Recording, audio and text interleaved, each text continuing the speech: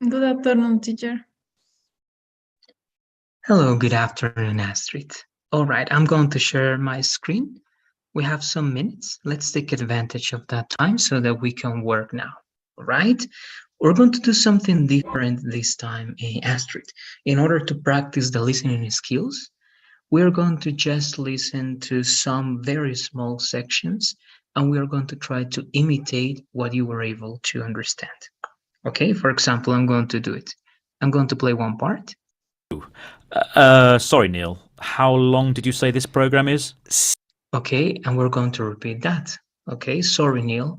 How long did you say, right, this program was, or that program was? All right, what you remember. Again, if you get distracted, you can say other words, but the idea is that you keep the essentials over there. All right, so again, I'm going to play a few seconds and you repeat. You are not here, Astrid.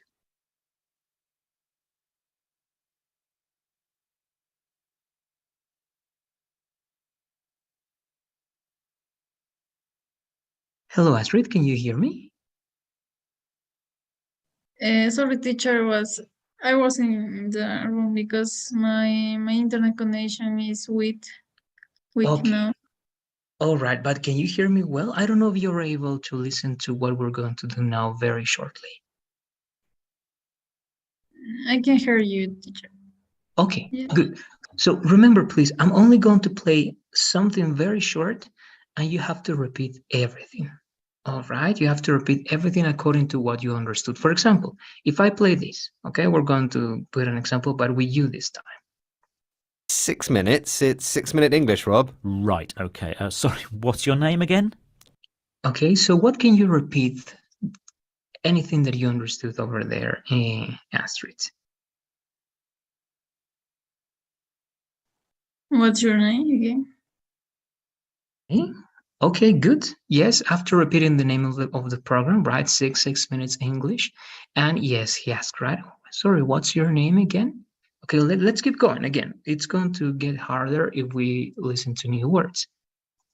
Neil. My name's Neil, Rob. Okay, no, that's easy. I'm going to tell you what part. What's happened to your memory? Sorry, Neil. Okay, that question. And try to make the question even without contractions to see if it's clear. All right, so one more time, that short question. Rob.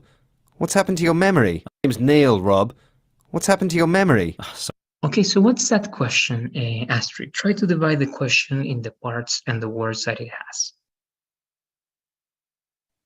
The question was what's happened to your memory?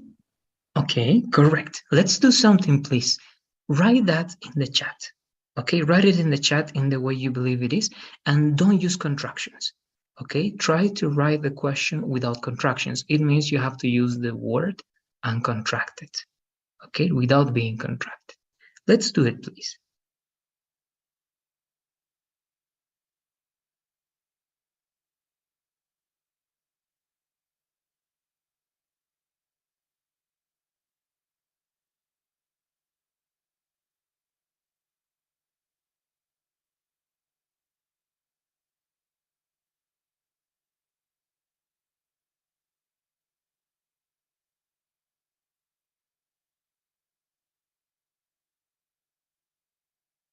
All right, thank you very much. Good.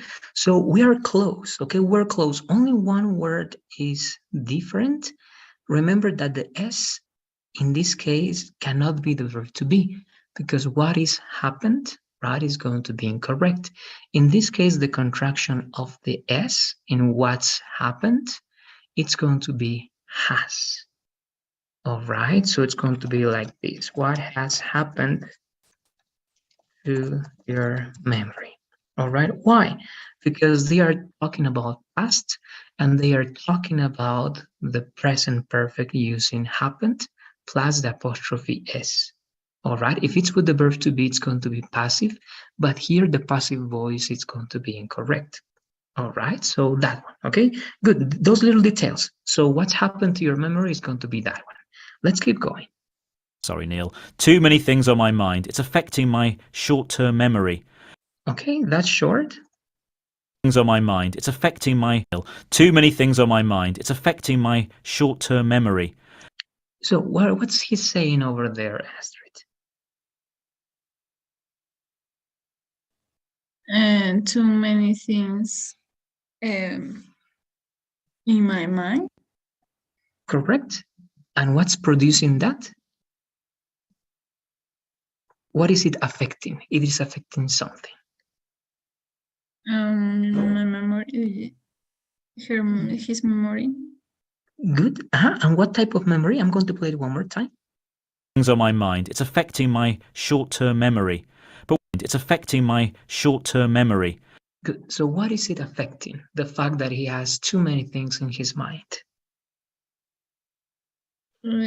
His short memory. And not only short, it's going to be short term. Okay, so now these words, I'm going to do something.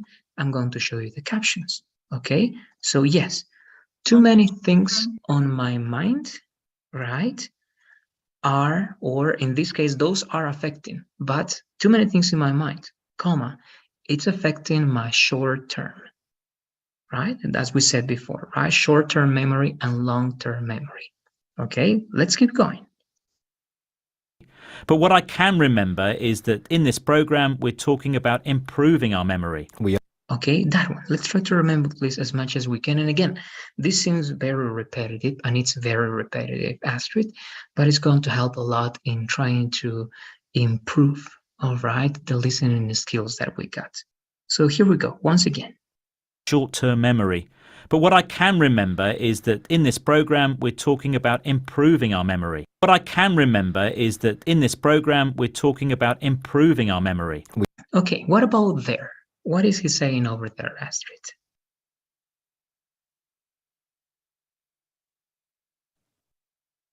But what I can remember in this program. Correct. And in this program, what? What is it going to be the thing that they are talking about?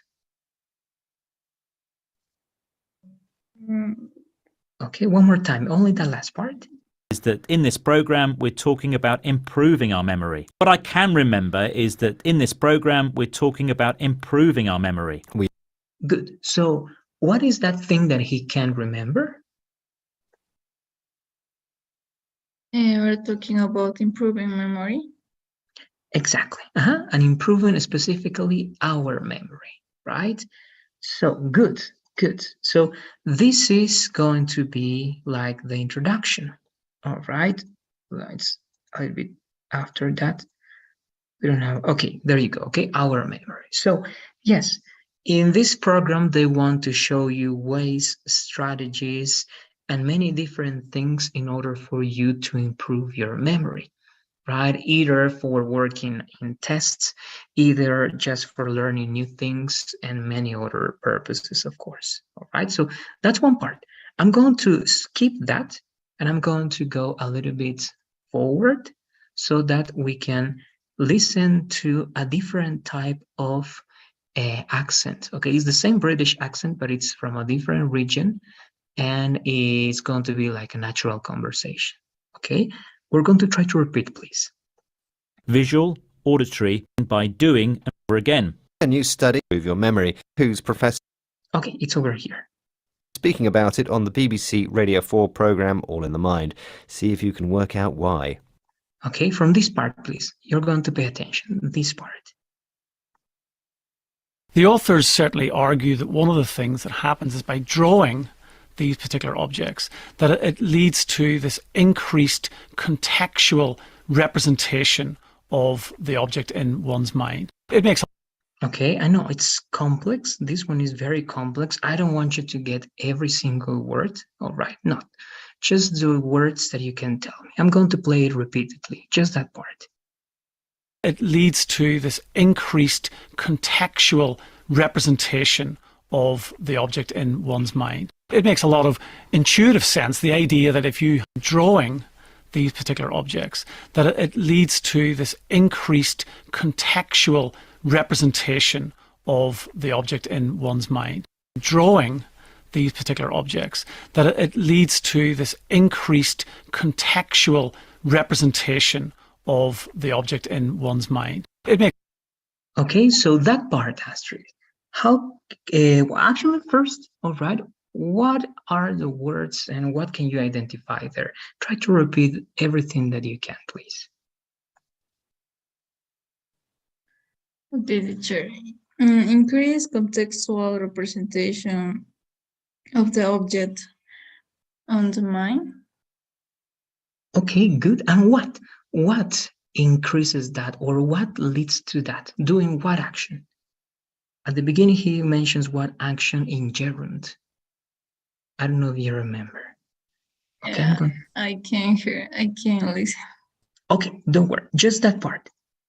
these particular objects, that it leads to this happens is by drawing these other things that happens is by drawing. So what is that Okay. action? Redrawing. Drawing, exactly. And how can you explain drawing? I know that you know the meaning, but without using Spanish, only in English. What is drawing? When you are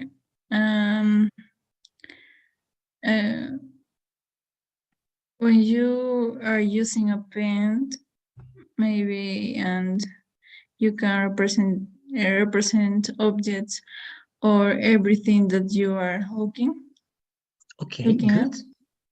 Perfect. I think that was very well explained, Astrid. Correct. And why do you think that they are talking about drawing when we are discussing improving our memory? Just to finish, Astrid, why do you think that he's talking about drawing?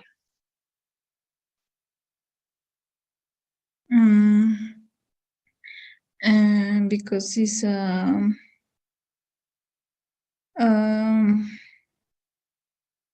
it's the representation of the object in your mind too. Good. And why is that related to improving your memory? You're saying what you're saying is correct. Okay, I just want you to use the specific last connection. Why is that representation in your mind good for this topic, for the topic we're talking about here? Why is important? Or Yes. Why is it important to memory? And remember, the topic is improving our memory.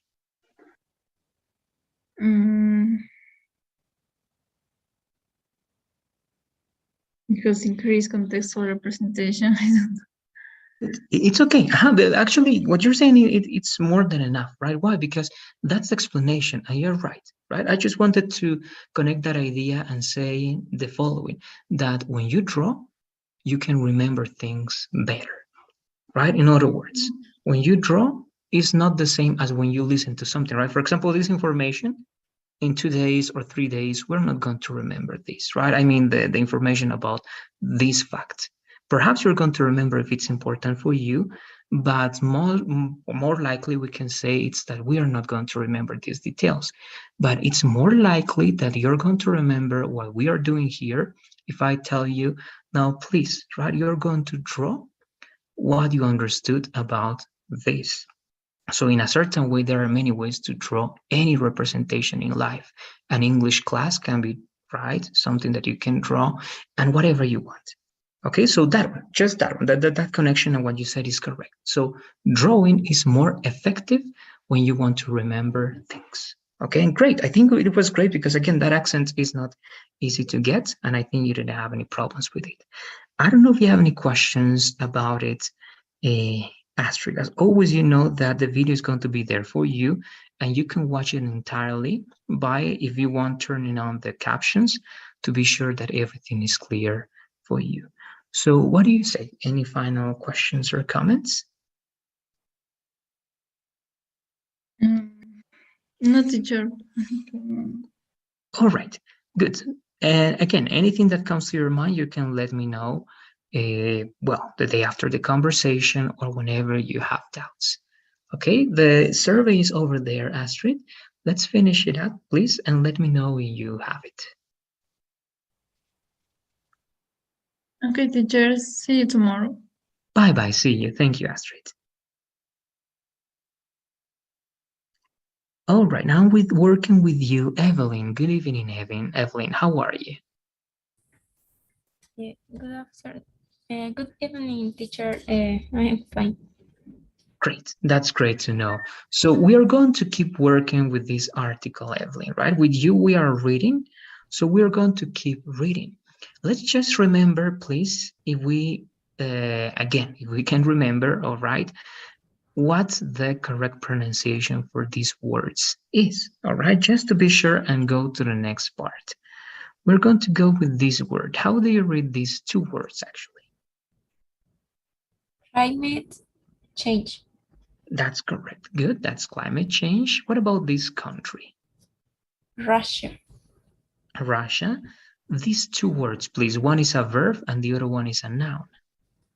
Release biogas. Okay, good. We're not close this one, but remember, as this is in third person, it's going to be releases. One more time this word, please. Releases biogas. Good. Perfect. That's great. And the last two, please. This one and this one.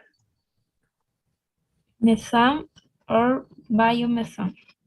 Okay, close. But remember, this one, instead of the th is perfect. Okay, it's very good. But this a little bit more like like methane, methane and biomethane. Methane or biomethane. Okay, good.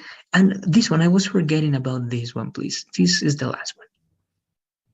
Purify. Okay, good. It's great. Just to make it better, remember, try to make this a little bit more like exactly, to purify, right? Good, perfect. That's very good.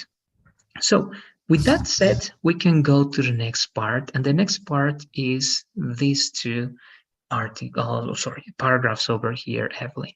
Let's read them out, please. Okay. It's an opportunity to find sources of energy other than the natural gas supplied by Russia and thereby distance ourselves from Vladimir Putin's regime. He argues the best thing is if you can make the gas, put it in and replace Putin. European governments have faced a difficult scenario since Russia launched its invasion of Ukraine. On one hand, introducing sanctions against Putin's regime and wealthy businessmen close to him, while on the other continuing to buy millions of dollars of gas every day from Russia. Europe gets roughly 40% of its natural gas from Russia, and some countries have been reluctant to follow the US in imposing a ban on import of Russian fossil fuels. Great. Thank you very much, Evelyn. So before going to those words, all right, let's try to understand. First, why are we mentioning Russia in this article, Evelyn? Okay, why are we talking about Russia? Because remember that the topic is the reliance on natural gas, and we want to use food waste, to decrease, right, the reliance on natural gas. So if that's the topic of this article, why do you think that we are talking about Russia one more time?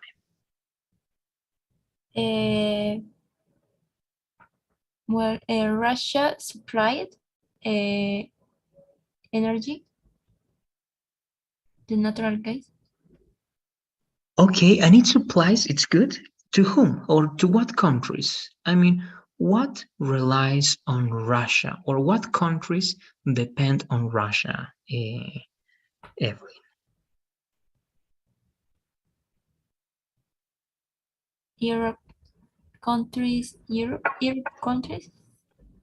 Good, exactly. Or you can say European countries, right? European countries. Good, European countries. correct, exactly, right? You have, for example, Germany, you have France, you have Ireland, right? You have even England, right? So you got a lot of countries, many, and I would say most countries in Europe. That's why they say Europe, right? Europe entirely depends on Russia, right? And they buy natural gas. So what do they want to do here, Evelyn? What do you understand in these two paragraphs? Why are they talking about that? We know that they depend on Russia. We know that Russia exports, right, natural gas, and European countries or Europe in general imports natural gas from Russia. So what do they want to do about that?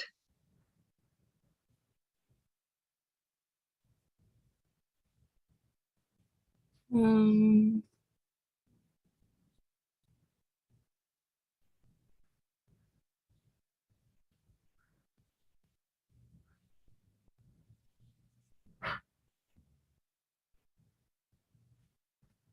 What do you say? Do they want to continue importing gas from Russia? Do they feel good? Do they feel happy with that?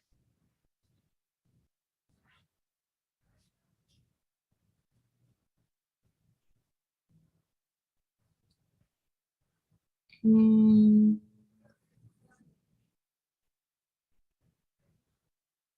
where in this article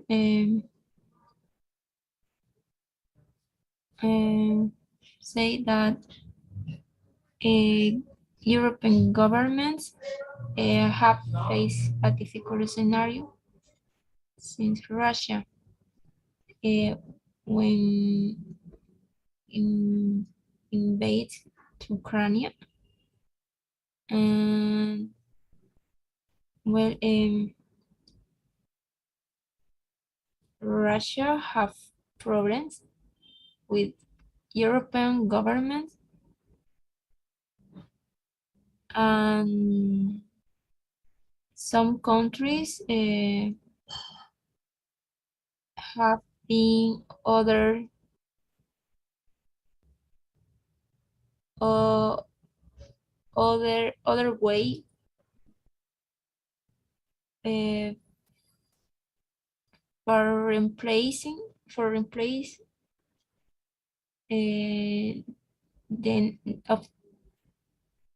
the of the energy.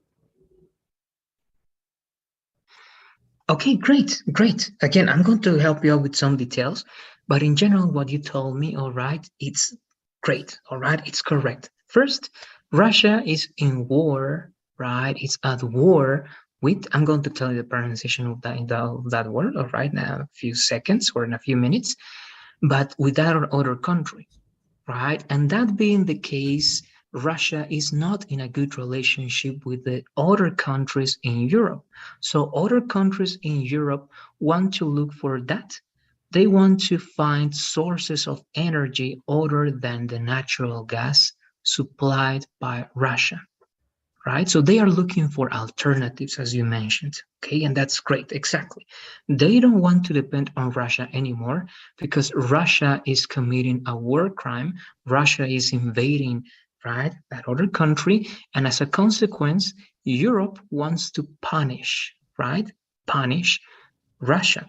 And US, for example, right, is proposing the idea of banning imports of Russian, this, let's say, natural gas, for example. But in Europe, they still import this because they depend. So they need to find quickly, right, other ways to produce energy. All right, because they condemn, okay, they condemn the Russia's attack, but they still buy Russia's gas. Okay, so Europe is giving money to Russia, and Russia is using that money to build weapons and to attack the other country, right? And of course, that's illogical, right? That's why they want us to find different solutions. All right, but good. There you go. Now let's repeat, please, these words. Some of these words are correct, Evelyn. This word was very good, all right? But when I see that you can make it even better, I'm going to tell you, all right? Let's try to pronounce these consonants, Evelyn, a little bit more like the English way, like T, and it's going to be more like opportunity, okay? Opportunity. Let's repeat that one, please. Opportunity. Opportunity. Opportunity. Good. And more like two, right? Opportunity. One more time, please. Opportunity. Great. Opportunity. Very good. This one, it was good as well, but read this word one more time, please. This one over here, Evelyn. Supplied. Okay, it's good. Supplied, it's good. The last part only more like to, right? Supplied. Good, good. This one. Derby. All right. This is going to be one exception, as the Y is at the end, is going to be I. All right, so it's going to be thereby, thereby, Thereby. thereby. Good. So thereby is like as a consequence. Okay, when you say thereby, you say as a consequence, as a result, or related to the previous idea. Okay, so it's as a result. Then this is also good, but the stress is not correct. Instead of regime, is going to be regime. Regime. Good. Correct. That's the regime. Very good. This one, be careful. Two things. The A and the U together, they are O. Okay, because that's from French. O. And this is going to be T. So it's launched. Launched. Launched. Launched. Great, great, perfect, right? So Russia launched its first. Now, I guess one recommendation that I wanted to give you, you said that correctly. You only say invade, right? Invade is the verb, and in past you should say invaded. Okay, just invaded. Let's repeat that idea, please. Invaded. Invaded. Great. Now this country is U, and then Ukraine. Ukraine. Ukraine. Very good, right? So Russia invaded Ukraine, and because of that war, of that problem, European countries wanted to sanction Russia, right? They don't want to buy natural gas anymore, but they want to look for alternatives, blah, blah, blah, blah, blah, right? So good. Russia, Ukraine, Russia, Ukraine. Then this GH is more like F, so it's going to be roughly, roughly. Roughly. Good. Great. And roughly here is like approximately. Okay, approximately 40%. And look, it's a lot. Look, Europe gets roughly, approximately 40% of its natural gas from Russia. 40% is a lot. Okay, so that's why they say that they depend on Russia. They rely on Russia, and they rely on natural gas. All right, and also this, the word is great, Evelyn, but one more time. This is going to be more like English, the T and the U, so it's going to be natural, okay, natural. Let's repeat that one, please. Natural. Exactly, right? So it's natural gas from Russia, okay, natural gas from Russia. Good, good. And finally, this is EU, so it's going to be few and us, fuels. Great, exactly, right? So what are fossil fuels? For example, the gasoline, right? That's a fossil fuel. The diesel, that's a fossil fuel, right? So fossil fuels, right? The fuel that you use and they come from fossils, all right? That one. Now, let me know, please, if you have questions about the words over here, Evelyn. When I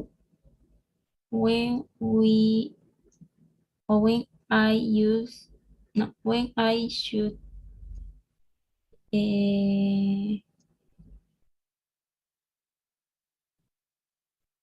when can I use the accent in the word? Okay, when you mean the accent, what do you mean by accent, using the accent? What do you mean by that? For example, regime, regime, regime, Regime. Uh-huh. regime. Exactly. So, yeah, tell me, Evelyn. Uh, how how can I know when I should use?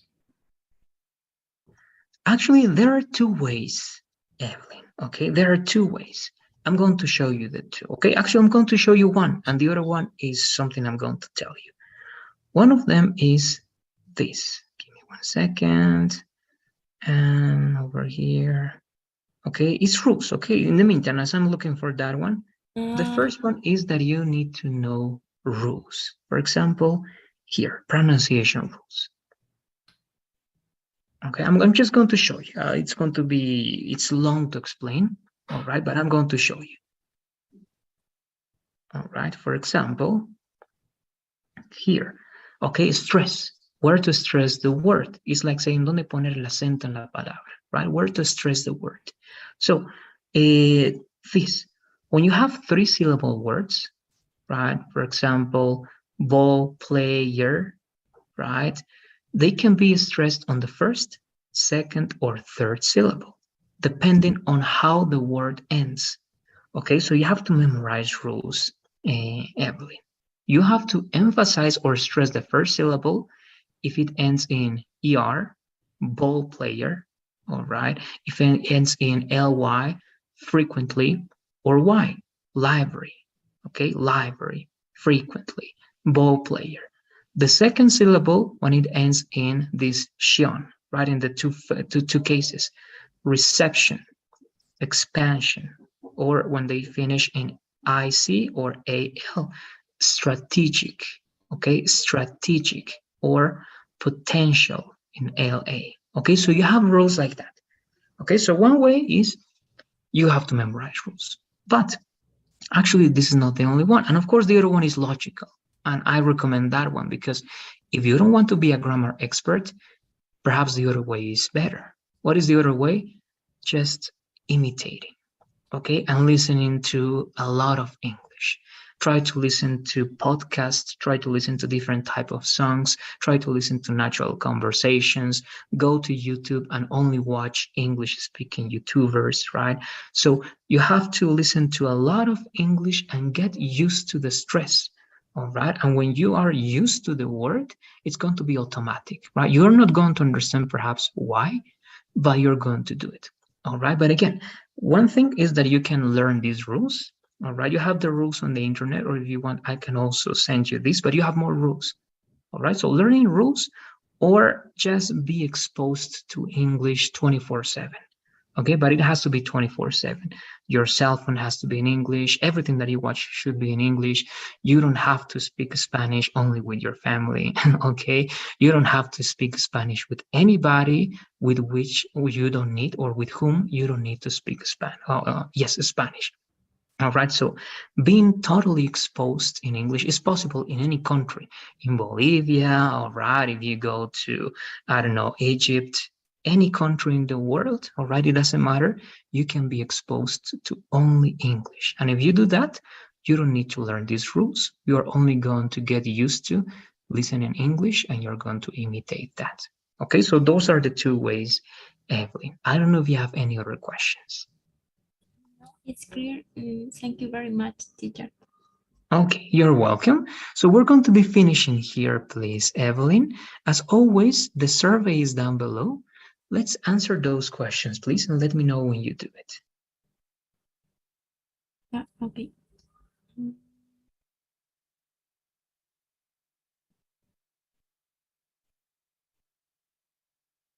Ready, teacher. Perfect. Thank you very much. Have a great night, and I'll see you tomorrow. Thank you, teacher. See you tomorrow. You're welcome. Bye-bye.